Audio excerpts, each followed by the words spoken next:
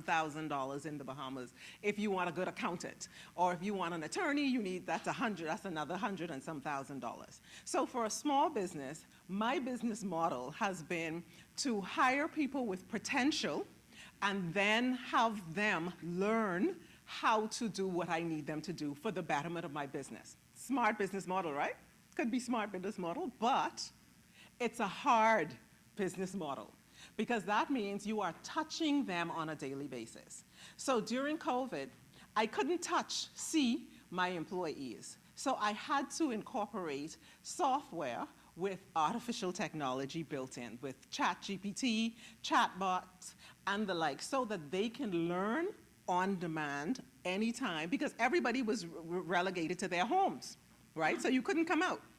So that's what I had to do as a business owner. The interesting thing about that business model is that not only does it save you some money, but you now could have that money to reinvest in that technology. So with artificial technology, we have, okay, I think this thing doesn't like me. Okay, great. So with artificial technology, we have computer systems that is engineered with the data and the information to be able to give you what you need when you need it, okay? So they do tasks that were done by only human beings in the past. And there are many types of computer systems that utilizes this smart technology to help us to be able to work smarter rather than hard in the future, in the present. So it's going to account for approximately $13 trillion in value by 2030 in the US annually. That's how we are as far as artificial intelligence. So yesterday we would have went through a little bit about what AI is with the presenter.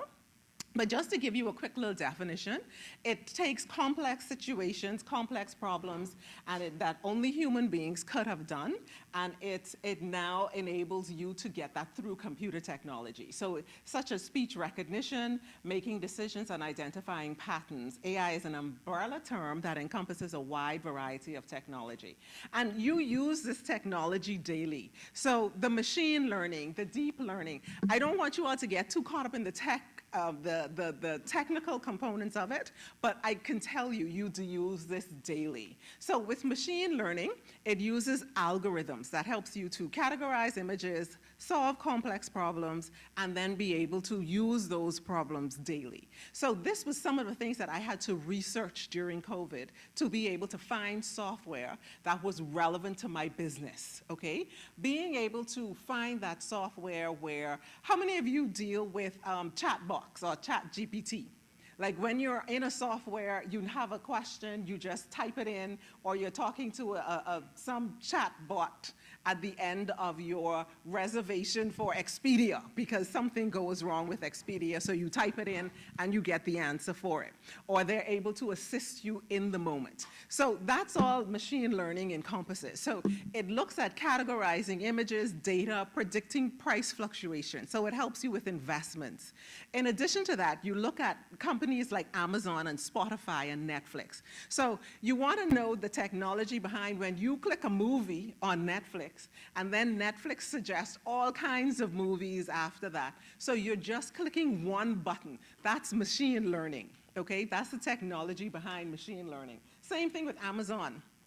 When you select one item, Amazon can give you millions more items similar to that to suggest so that they get you to buy. That's the technology behind machine learning. The technology behind deep learning is a little different. So this helps in categorizing large sums of data.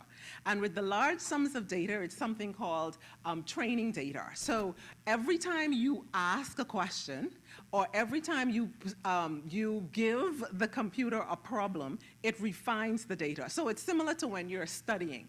So when you study you constantly go over the same information over and over again, and that's where deep learning comes in. So deep learning is similar to when you're able to use these kinds of tools for voice-enabled technology and credit card fraud. So if you're using your cell phone and you're asking your cell phone, you're asking Siri a particular question, that's where deep learning comes in, okay? So it's as simple as if you are asking, like I always ask Siri all the questions that I don't do anything. I am one lazy person now because of AI technology, I want y'all to know. I lay in my bed and I arm my house, okay? Google, arm my house. I actually lay down, Siri, why is my dog depressed? See that? She knows. Siri knows. I ask her all of the questions. I also, even as simple as the cars nowadays, the safety features that they're adding to cars like Tesla, Mercedes, companies that Google is doing. Like, it's amazing. Like, you can be in your Mercedes and you can say, Mercedes, what's the traffic conditions between here and where you have to go? And Mercedes will tell you what the traffic conditions are. Tesla, self-driving cars themselves. You don't even have to drive the car. Okay? Tesla knows where to take you. And it's the technology that is behind whether or not that Tesla or that Mercedes hits an object. They know how to identify an object versus a person, and they press the brakes for you. Imagine that. Isn't that remarkable? So when you're driving these types of vehicles, you pay more for the vehicle, but the safety features are steeped in deep learning. My very favorite one, though, is natural language processing. So with natural language processing, whenever this decides to move along, with natural language processing, this is the more voice-enabled software.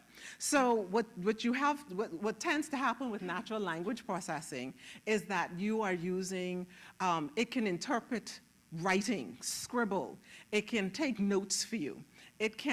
You can dictate into it what you need to be dictated. So as opposed to writing things down, you now get to the point where you can just dictate it. It understands language. It understands scribble. It understands even if you would have written something on a piece of paper, it can decipher what that is saying or what that wants to say. So you use those in digital assistants and in smartphones. Email scanning is the one that I like. So you ever figured how something gets in your spam versus your trash versus your inbox? It's natural language processing. So once you would have done it once, you can the system automatically, the algorithms and the technology behind it automatically continues to put those things in your spam. So now that you understand a little bit about the technology behind these things, this software, now it's time to put that into how that benefits you as an individual, right? So for me, show of hands, when was the last time you read a novel? If you read a novel in the last month? The rest of the room is like me. It'll take me over a month to read a 100-page book. Why? Because I'm too busy. Because you're immersing yourself into too much other things. But that cannot stifle the growth of your business. That cannot stifle you. So how do you keep up, okay? For me, when it comes to reading a novel, it has nothing to do with the author. The author may have been an interesting author, the book is an interesting book, but at the end of the day, I simply don't have the time. As professionals, we have to learn how to keep up with the technology, and why are we going to keep up with the technology? So the speed in getting the information is of paramount importance. So I could be in my shower, and I could just be listening to a podcast of a law book, okay? You can condense law books into simple, all you have to do, as the presenter said yesterday, all you have to do is ask the right question. I will tell you this, with artificial technology, if you ask the wrong question, you will get the wrong answer, okay? Always fact check your artificial technology, okay? Always, if you ask the question, you can do so on your way to the gym. You can do so on your way to the boardroom. You can be learning in a constant state because using artificial technology enables you to get learning on demand. And as professionals, that's where you need to go. It's not about sitting down and writing notes. It's about turning on the chatbot and have the chatbot take dictation for you. So that what you do is when it's time for you to now transcribe, the information is there. When you have to learn something as simple as it's the difference between getting the right information, is the difference between you winning a case in court or not. The amount of groundbreaking cases and the amount of information that's inherent with accounting. I don't know about your countries, but my own, they come up with new things to do you in all the time in the financial world, okay? They change policies, as I mentioned yesterday. If they see too many coconut vendors on the road, they're not going to say, oh, these are people who are trying to make a living, let me leave them alone. No, they're going to come up with a policy or a law where those persons have to now pay a tax to be able to be out on the street to sell your coconut. So you have to keep up. And it can't come from just reading the newspapers. So we have to keep up with the trends. We have to know what aids the enforcement of what we want to learn, okay? If you're more visual, you have virtual reality learning. Okay? If it's customizable to meet your immediate needs, and you learn what you want, only what you want. So although I am a Gen X, I am a millennium in my mind because I want things in a microwave fashion, okay? If I want information, I want that information now. How much of us in the room like that?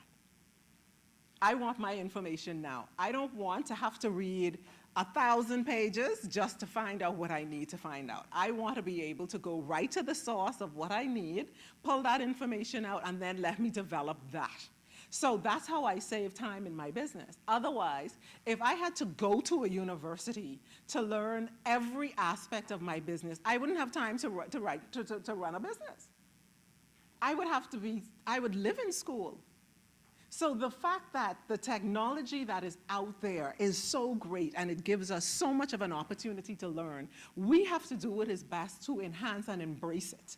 It provides personalized assessment tools, eliminating the needs for traditional evaluation methods.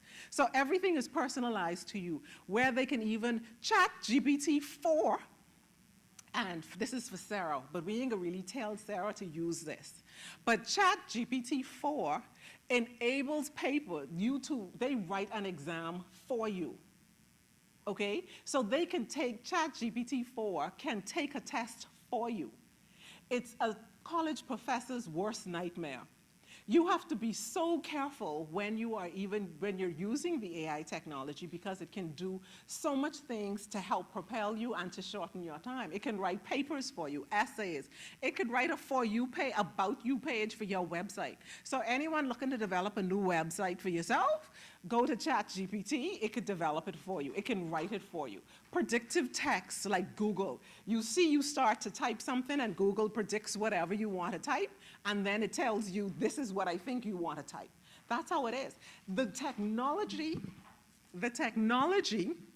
that is behind some of the software is so awe-inspiring that it can also minimize and eliminate the need for you to even if you're an accountant, just one press of a button can get you your financial statements. One press of a button. So it's important for professionals to incorporate some of this information into their everyday lives. AI serves as a virtual lecturer. So you're getting trained, it's available 24/7. Professionals can pause and resume training at their convenience and ask questions whenever they like. And the technology behind it, the AI chatbot, it helps you to get what you need to get in the moment, okay? So the training data is clear. So why incorporate AI in your personal development? One, because we need to stay competitive. Off the bat, we need to stay competitive.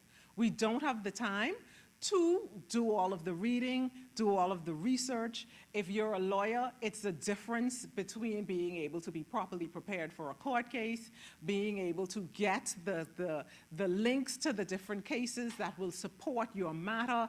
It is that simple. So we have to stay relevant. We have to stay competitive in order to meet the needs of our clients. It makes learning easier through a variety of platforms. It tracks large amount of data. It's customizable to meet your needs. It's greater learning engagement. When you're looking at technology versus looking in a book, it makes it a lot easier when you're learning from the technology. You can use, how many of you have used the virtual reality headsets, the VR headsets? Great. So you can put any software, any program in those VR headsets, and it immerses you into that training environment. So it's not the conventional training environment, making it so much easier, and it keeps you even more so engaged than if you are in a traditional training environment. Why AI? Because we can easily integrate the learning into our daily routines. Because it's taking less time for you to learn, and less time, so it's less time for you to get the return on the investment. Everybody wants ROI quickly. The sooner, the better. I don't want to go to school for 4 years before I can demand a salary of only $30,000 more, okay? I want to learn what I want to learn now so that I can get an immediate return on the investments. And that's the same thing I implement with my staff. So I don't waste time with a lengthy orientation program. My orientation program consists of several links. Read the links, follow the video, and we're good to go. If you don't have that down pack within the first week, then you're not gonna work well in my environment. Because my environment, I don't even spend money on paper. Can you believe that? I don't spend money on paper. Between jot forms, we familiar with jot forms? It's a software between jot forms that I create all my forms in. So if I am hiring as an EOR, I then send you forms in jot form for you to sign it. Any area I need you to fill in, I let you fill in. The second one I use is DocuSign. So all your contracts are in DocuSign. I have a HRIS software that's called Orange HRM, and everything pertaining to the employee is in there. It has links to the various videos to help you manage through your time. I can do time and attendance, and I haven't seen you in years. I can do performance reviews, and I haven't seen you in years. So all of this technology is there. So I don't print anything. So the money I save on paper, I can use on the technology, okay? So ultimately, applying HR to your training, learning, and development will allow learners to receive training content based on their preferences, skills, and personal traits. And it makes programs accessible to all learners, even with the different types of learning. So when we look at the software that is inherent, I know to some people I may be left field, right, with the amount of technology I incorporate into my business. But to me, I am even behind. There are some technology out there that I need to be getting more information on so that I can incorporate more of it. If anyone have a technology as to how to bring your employees to work and on time, I need to know that technology, because that's my issue right now. I need that technology, okay? Everybody wants to really work remotely, which I have no problems with, but sometimes you need to have a presence in the office now that COVID is over, right? So how can professionals stay current? Attend sessions such as these, of course. These sessions are very informative for people to share ideas, get together. Troy and I were talking yesterday, and he was telling me about some improvements in OECD, and I had to go to Google, and I had to find out from Google what's going on with the Bahamas and the OECD. So that's how we stay relevant. Follow AI leaders. Listen, preparing for this summit was awe-inspiring because the amount of information that's out there on artificial intelligence is astounding. okay? We have scientists who are doing nothing more but working to see how neural networks that they can embed in computers allow you to work as if you were a human being. So some computers are replacing, I mean eliminating some jobs. Amazing, right? Like I can invest $30,000 one-time fee with a maintenance fee and a computer that can do what I needed to do in my office, and I could eliminate a staff. So the technology is out there. Companies like Google, Apple, Tesla. Listen, I spend so much time trying to learn the technology behind my iPhone 12, right? And before I even learned that technology, the iPhone 16 came out. So I was behind again. So keeping up is very important for professionals. You have to keep up. So take online AI courses. There are a lot of them. Coursera has tons of courses. Google, tons of courses on artificial intelligence. It even tells you how to build a machine yourself, how to select the data sets to be able to get the answers you are looking for. It's very detailed if you're a tech guru. Read AI research papers, experiment and be innovative in your daily workflows, network with other experts, stay open. Now, this is the thing. Some of us as business professionals we don't have an open mind, but AI is here. AI is here. So don't be afraid to experiment on the technology. Don't be afraid to embed it and download the software to help you to do better and to learn. And simply put, it's about being open to change. So as a part of my session wrap-up, from robots to predictive text application, all AI is not viewed as only a technological marvel, but rather a powerful force of positive transformation. Maximizing AI lies in the ability to gather data, optimize processes, and ignite innovation, propelling it to become an indispensable cornerstone. Indispensable. So you will not be able to get around AI. AI is going to be everywhere.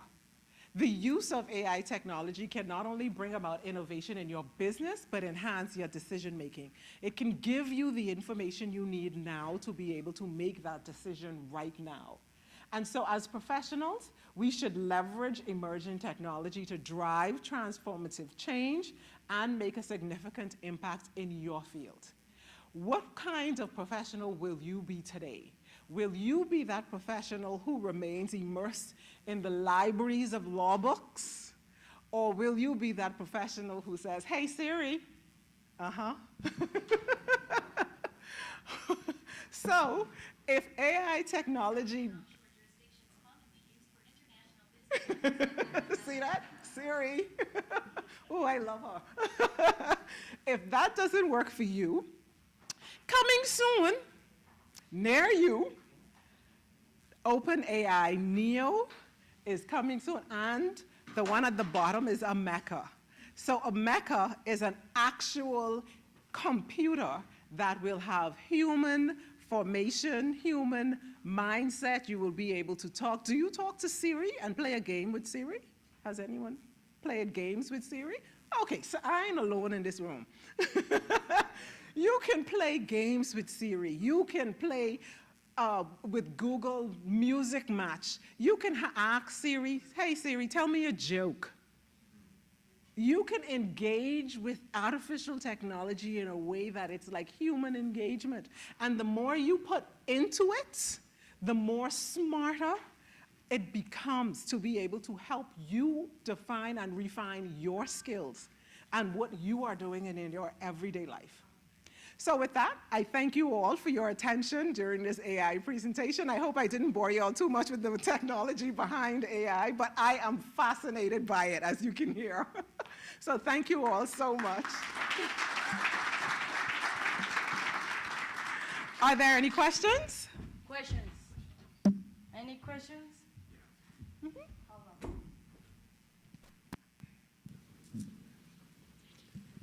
I guess the only question I have is about cybersecurity.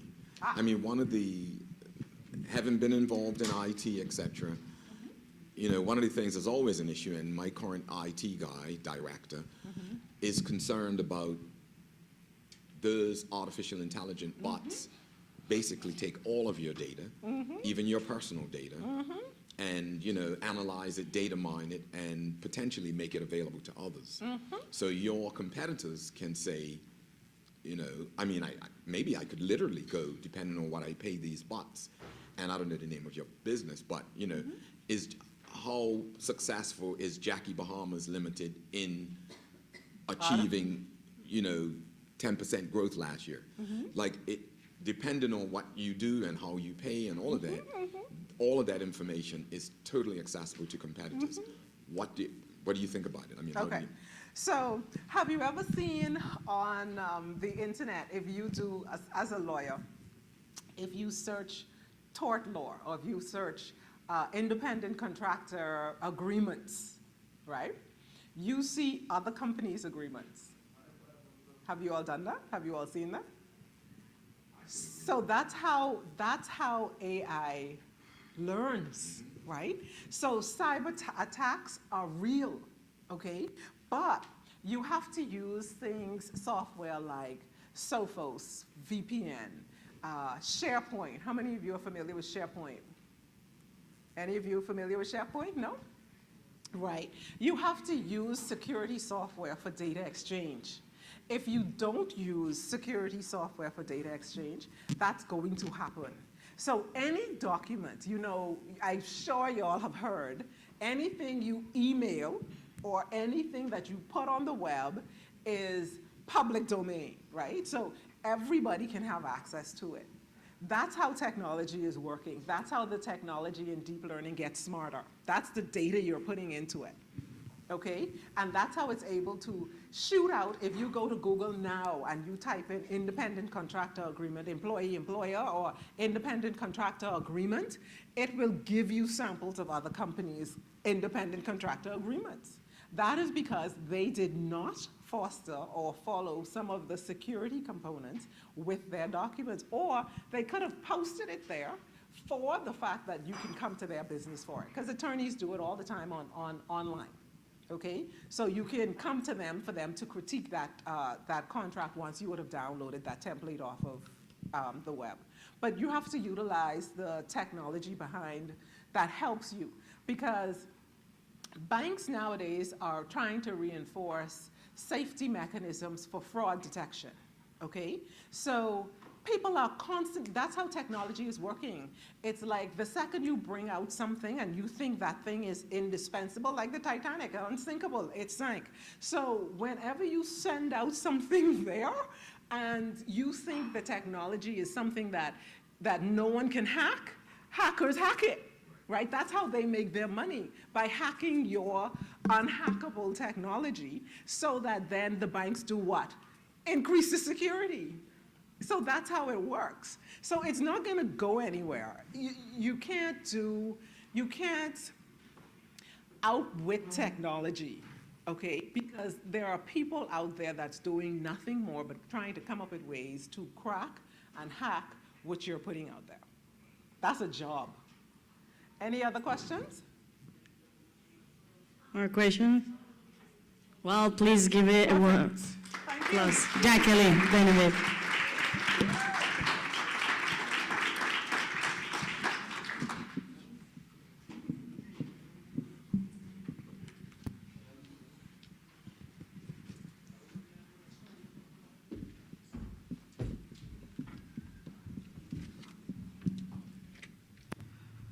Thank you, Ms. Jacqueline.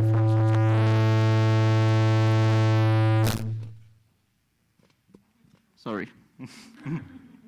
Thank you, Ms. Jacqueline, for such a presentation. It was amazing. What a fantastic way to start the day, Pamela. That's true. So now we have another excellent speaker, Licenciado Francisco Majano. Before Licenciado Majano takes the stage, we will be playing a video that highlights his contribution and career. Please enjoy.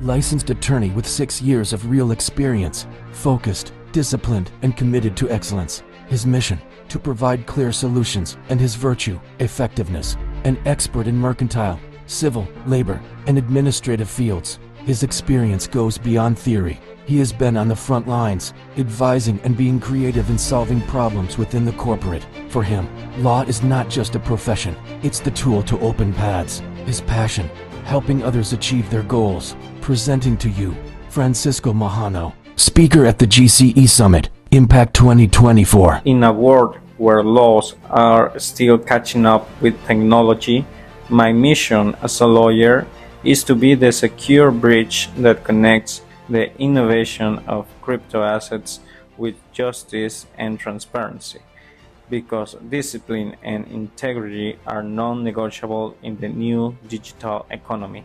See the money won't stay for you and you, getting all the piece of pie for your wife. Everybody wanna know how it feels. Everybody wanna see what it's like. I'm leaving you to be out. I don't mind. Me and this is the one that's the making money.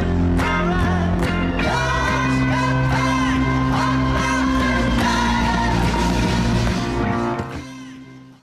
Hello, everyone. Do you hear me? Yeah? Okay. So, well, today we're going to talk about the crypto assets, digital assets, and its vulnerability due to as a tool of money laundering nowadays. This is a topic very new. El Salvador has issued its famous Bitcoin law, as well as other laws due to they want to get the investments on these cryptocurrency fields. So we're going to talk about how is the regulation here in El Salvador, and about some of the international regulations about this, and how we can also invest and interact with this market, but at the same time, protect ourselves and our clients from illicit activities or being means to money laundering. So, the digital assets emerged more than 15 years ago, exactly in 2009, when the first digital asset was created, I mean Bitcoin. Please raise your hand if you owned or held some kind of digital asset as Bitcoin or other kind of cryptocurrency. Okay, good. So, this highly new, innovative market is something we should learn to interact with. Those are new technologies and new markets and new investment opportunities that we have to learn to update ourselves and to don't lose opportunities as ourselves of our investment and with our clients. With the arrival of the President Bukele here in El Salvador, he quickly took an innovative approach that quickly positioned the El Salvador on the view of the international community. This step marked a major shift, bringing opportunities for investors and also for national people. The Bitcoin was adopted first to try to include people on the financial system, this new financial system that relays on the crypto assets market. So here's the control.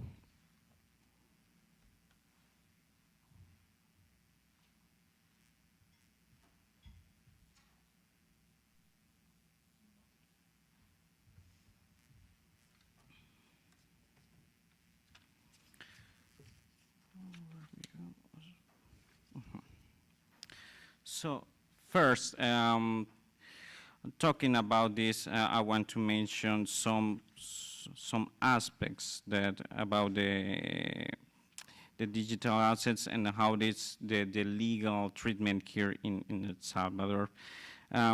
Since Bitcoin was adopted as a legal tender, it has the same legal treatment as the dollar here in El Salvador. It means legal tender, you can buy anything in Bitcoin, but you're not using like a good in exchange of another good. You're using money. The Bitcoin is as the dollar. But if you use another kind of digital assets, for example, BNB or Ethereum or other kind of cryptocurrency, then you're not interacting with money anymore. You're interacting with goods. So the other kind of cryptocurrencies that are not Bitcoin here is treated as goods and exchange of goods. So the money laundering through digital assets has become increasingly sophisticated to the different techniques and the characteristics that has the blockchain technology that helps with the anonymity, the speed of the transactions, and the cross-border capabilities of these kind of transactions that helps like criminals to do the money laundering and then to invest this money to the legitimate market. Such as characteristics as the anonymity, the speed, the transnational reach, and we're talking about transactions that can be made in millions of dollars within minutes or even seconds in this blockchain technology and with total anonymity. It creates a very dangerous field that has prevented, for example, countries like China to practically ban the use of these kind of cryptocurrencies and technologies in their countries. But what we're doing here in El Salvador, the measures that we've taken is to incentive their use and at the same time issue regulations to prevent this kind of transactions of operations through adopting the anti-AML systems, and we also create more complex systems to know your client and know the origin of the funds. So if we follow the regulations, we can mitigate at some point the risks that represent the money laundering through these digital assets. Some common technique is the layering, and that it was created, all these techniques were created on the traditional financial system, but with the blockchain technology, it got even more sophisticated. For example, the fragmentation of funds to divide the funds through different crypto assets. I mean, Ethereum, BNB, Bitcoin, Dogecoin, and transfer these funds to different wallets and then going to another address and another digital assets. Those kind of transactions that are very complex makes it easier for criminals to erase the origin of the money and the identity of those participating on these transactions. Also, there's subjects now called mixers and tumblers that mix multiple funds from various users, and then they give back the assets to the same people, but not at the same address that they had. So they erase the traceability that these kinds of transactions could have, and also that everyone can even create their own blockchain and use it only for those purposes. So all these characteristics makes a lot harder to trace these transactions, to prevent the money laundering. The criminal activities with time gets even more and more sophisticated.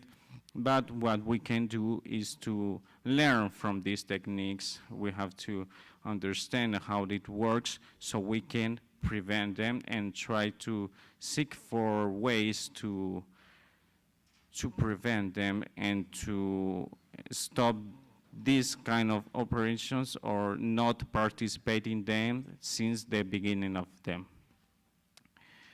What is the purpose of those techniques? Always is the money laundering, the erase of the origin, the erase of the identity of the participants, and it's to confuse, to disorient eventually to introduce this money to the legal market.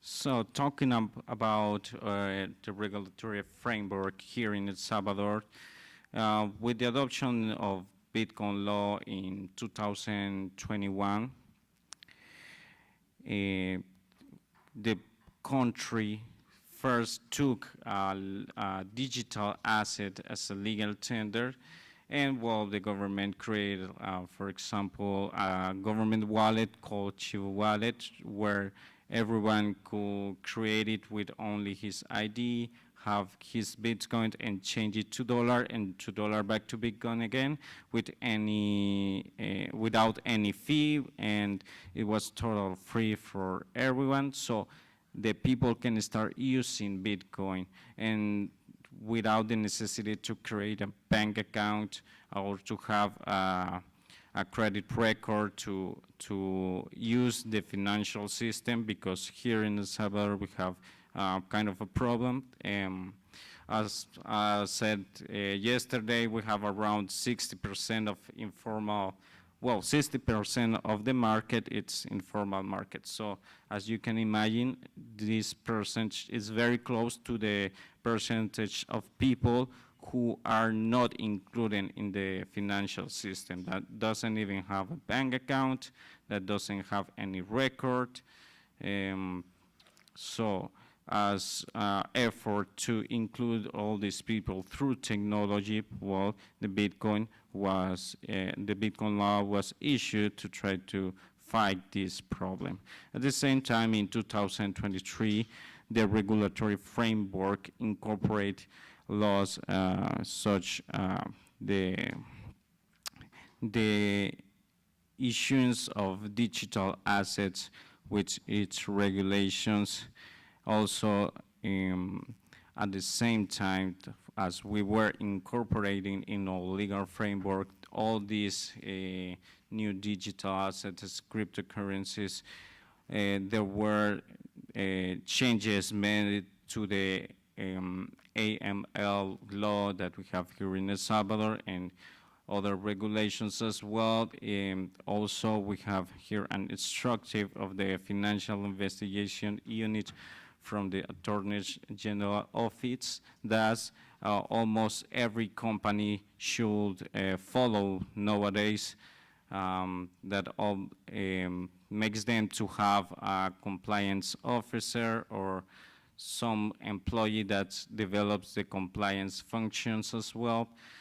So these changes to the laws were made to incorporate, for example, the Bitcoin service providers or the digital assets service providers. So they are regulated as well to adopt their AML systems, the KYC systems and forms, to develop their company politics, all of this to make sure that the country doesn't become a place to facilitate the money laundering through the digital assets or through the Bitcoin. So now we have digital assets service providers authorized one of the biggest one is Binance, who is here operating and have a license for operates here. So that means that this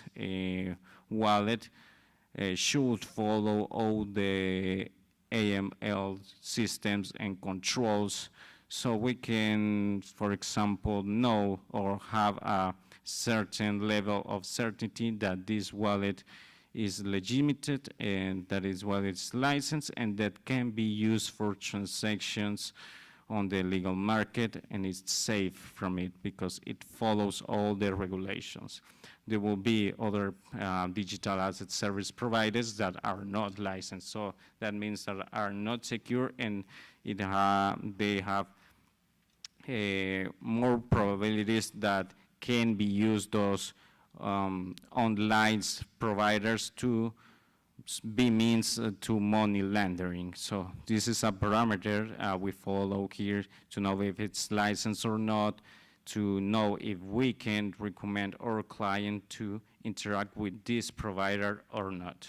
So we should do a due diligence over every wallet or company that we start interacting with, if we're talking about not only regular business, but the incorporation on the digital or cryptocurrency market, to make sure that this company is following all the AML systems that are required in the country that in which operates, and to have a certain level of certainty that won't have a high level risk of be used to money laundering.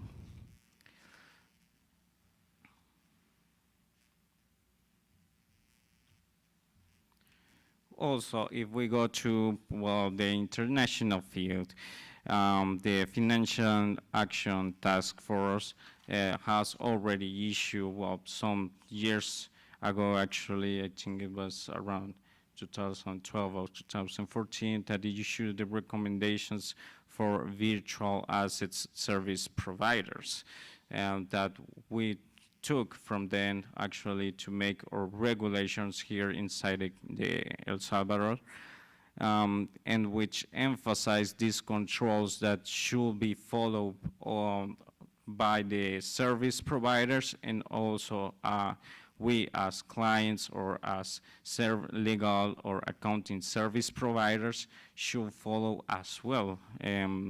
Because it's not only that the virtual asset service provider should follow these controls, but every control can be broken. So because the criminal activities get every time more and more sophisticated, so their purpose is always to give a legit appearance to the funds or to their business to use these markets. So we have to keep up with all the changes and the new techniques that these criminals do to make sure that we can adapt our controls to those kind of activities. So talking about that, we as lawyers, as accountants, we are regulated subjects as well by the FAFT, and here in El Salvador as well, lawyers, accountants, and auditors are regulated, and they have the obligation to have the AML controls as non-financial designated professions. So we have to look inside as well, and to look for how we can improve our AML controls or KYC controls. Is not only at the beginning of the relationship with our client, but we have to do continuously monitoring work over them to make sure that they are not victims as well, because in many cases can happen that someone can be used as a tool for money laundering without even noticing. So that's why we should have a continuously control, not only at the beginning of the business relationship, but during the time that we work with this client, and inside as well, we as professionals should always try to check our controls and check our clients and check that everything is going under the normal parameters of their businesses or their transactions.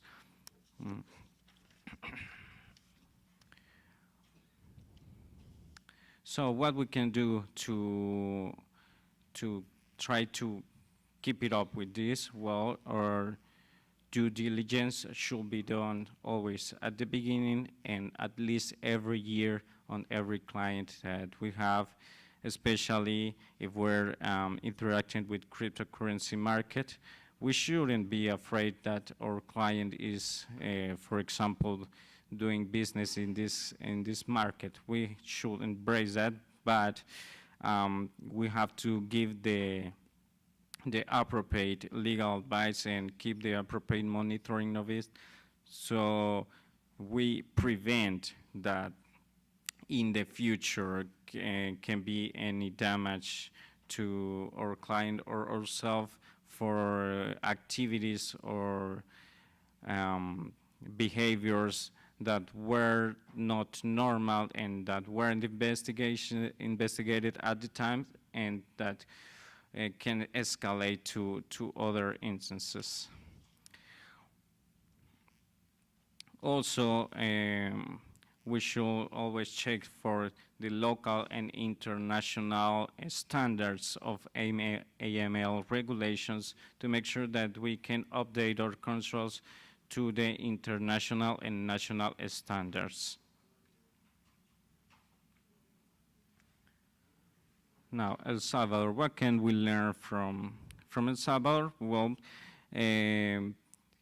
we can learn that it approach to these digital assets not from a perspective of fear, but a perspective to bring opportunities not only to investors, but to people to integrate to the financial system, and also from the perspective of investors that they can come to the country and invest in the digital asset market without any fear, knowing that we're following as well the AML regulation, international standards, and even adapting our national standards to the behaviors that we've seen in the practical life from these operations and transactions in the everyday life.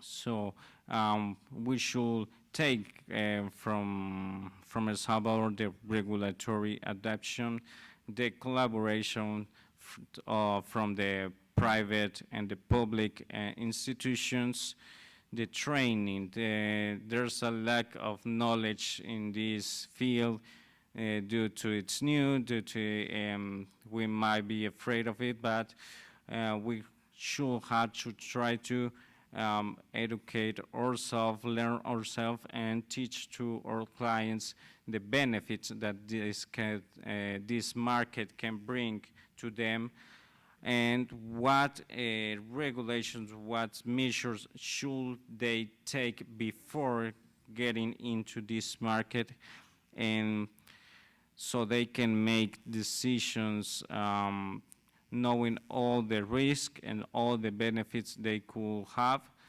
and having a wide vision of what it means to take investments in these markets, but being sure that they're following all the legal measures that should be taken so they can get into these markets, mitigating a lot of risks that they could get into without knowing the appropriate regulations.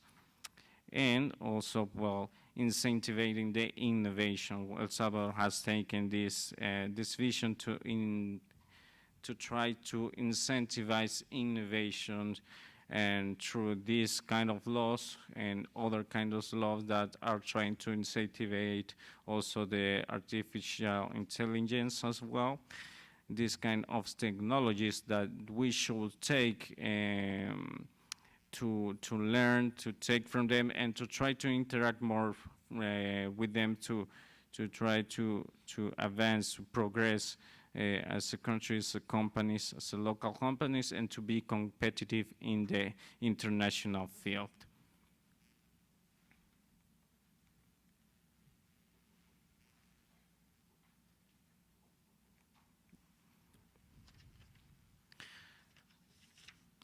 So, in conclusion, the race of these digital assets through time, this is not new. It began in 2009, and since then it's been evolving. And with the time, the government and the companies has taken importance on this field, and are even more people is investing in this market. It's a market that is doing operations every day with millions and millions of dollars nowadays. So its importance nowadays is very high.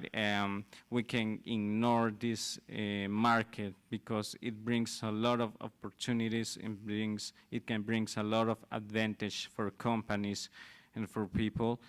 And instead of being afraid of this market, and due to its risks and its facility for money laundering, we should all try to learn from it and interact with following the measures that should be followed by AML regulations and systems. But we as a professional should support this interaction and meet the regulatory standards, so we can advise our clients how to approach to this market and embrace him to do it without any fear. Well, that's it. Thank you so much. I don't know if you have any question about it. Any question? Any question? Hola, hola. No questions?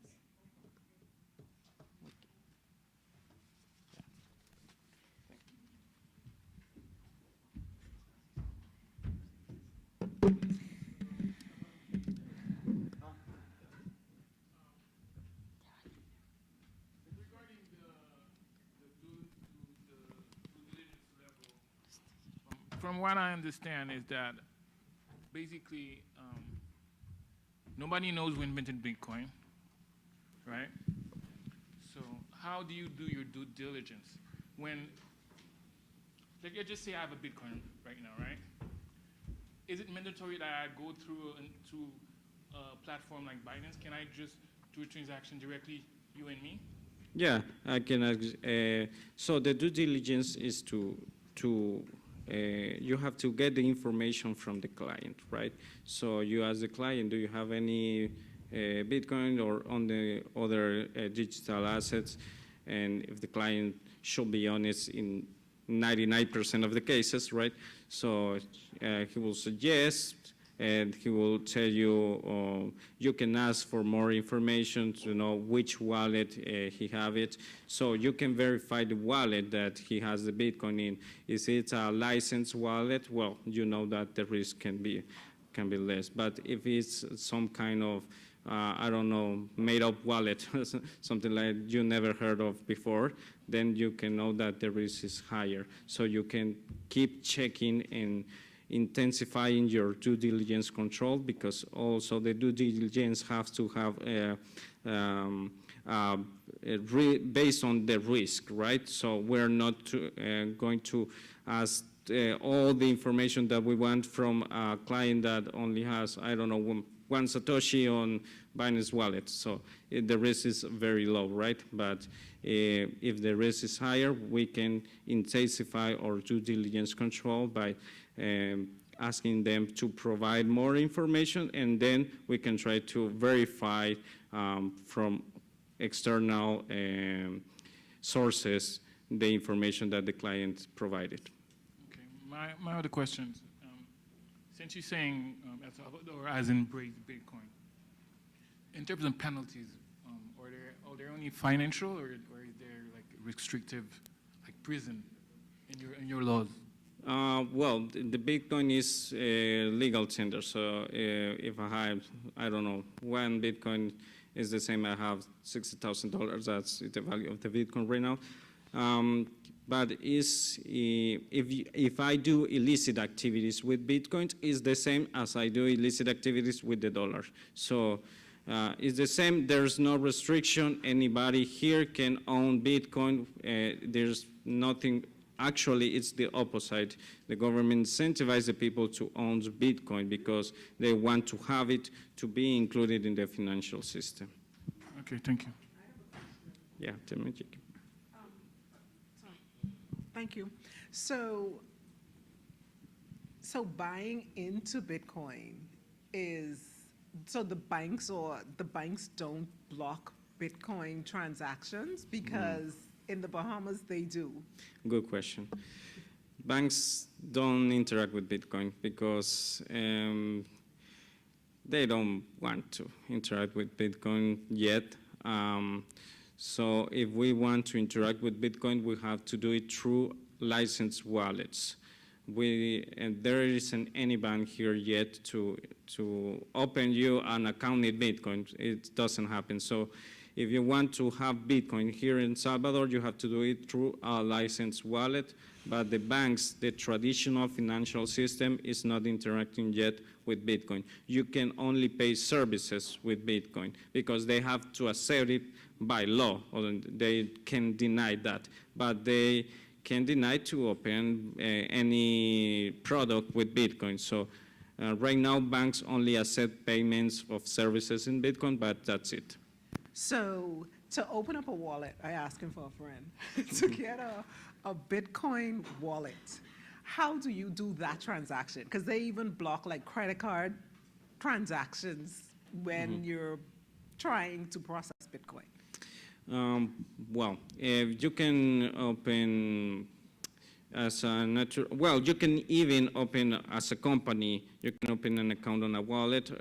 For example, the wallet I've interacted more with is Binance because it's the biggest one. One of the biggest one is licensed here in El Salvador. So we know that it should have higher standards of AML controls. And it was already sanctioned by Thank you again for USA coming, some years and ago, welcome to so GCE Global they, Summit. The impact has begun.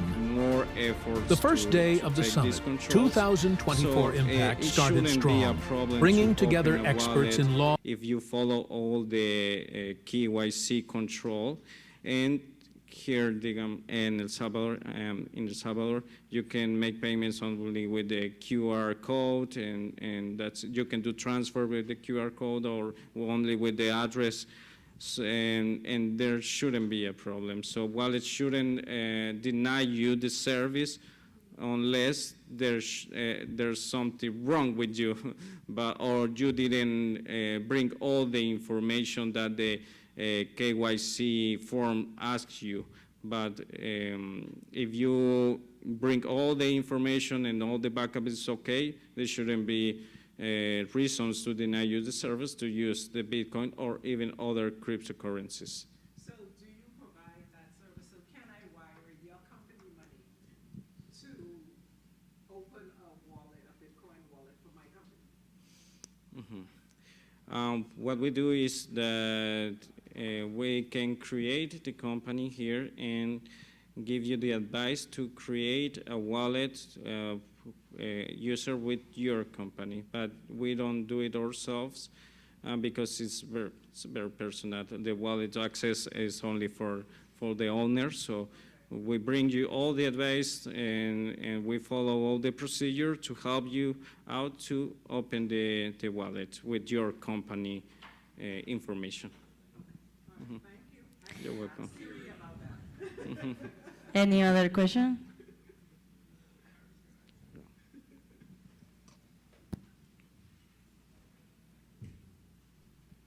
Thank you. The Salvador government teach to people how they can investment in crypto monedas. I say that because the crypto coins are very, very volatile. Yeah. Complex. Yeah. Yeah, the government is teaching the people more with Bitcoin only because it's the most famous, and all the politics are focusing on Bitcoin, because if we tell people, you can invest in, I don't know, thousands of cryptocurrencies, people will get confused. And we have also a lot of percentage of people who is not even with high school degree. So the government tries to make an effort to make it simple for people, but incentive them to make to have some savings on Bitcoin, and to teach them that it's okay to have Bitcoin, and they can make payments in Bitcoin. Also that it's volatile, so that's something that is said to the people, so they know that they can not have the 100% of their money there, but they tell them that they can have some Bitcoin, that it can go down, go up, so yeah. Thank you. You're welcome. And So, here in El Salvador is Chivo Wallet, CHIVO. It's the government wallet here. It's only with dollar and Bitcoin. It doesn't have any other cryptocurrency there. It's only Bitcoin and dollar. Yeah. So, considering that the Chivo wallet is being funded by the government and not everybody's using it, how would you address that? Other people that are not agreeing with it, to use those funds instead of using it for other public funds, like school, better education, better health system? Yeah, it's like the opposition posture, because the president involved a lot of Bitcoin as well with government funds. But their posture is that it is to try to include the people in the financial system.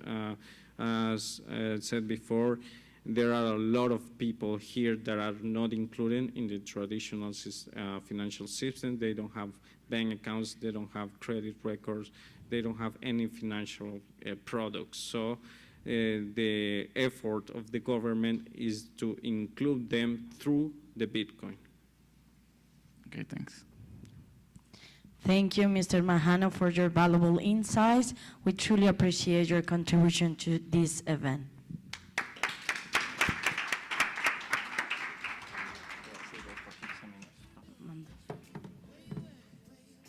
And now, it's time for a well-deserved break. We invite you to enjoy a coffee break over there for 15 minutes. Take this opportunity to relax and recharge energy for the upcoming sessions. Thank you. See you. Thank you.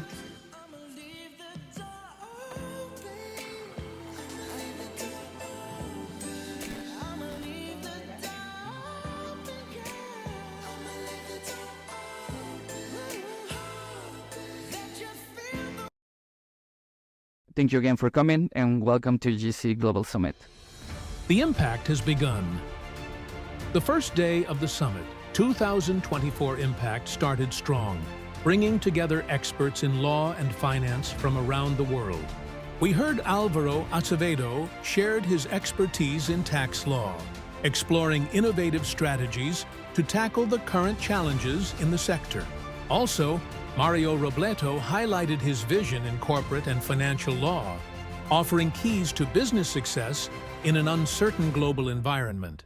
Finally, Landslaw Global took a special moment to remember Mr. Navarrete, who was a fundamental part of their team and whose legacy continues to inspire everyone at the firm. A day filled with knowledge, reflection, and tribute, marking a promising start to the Summit 2024. And this is just the beginning. The impact continues. We look forward to seeing you.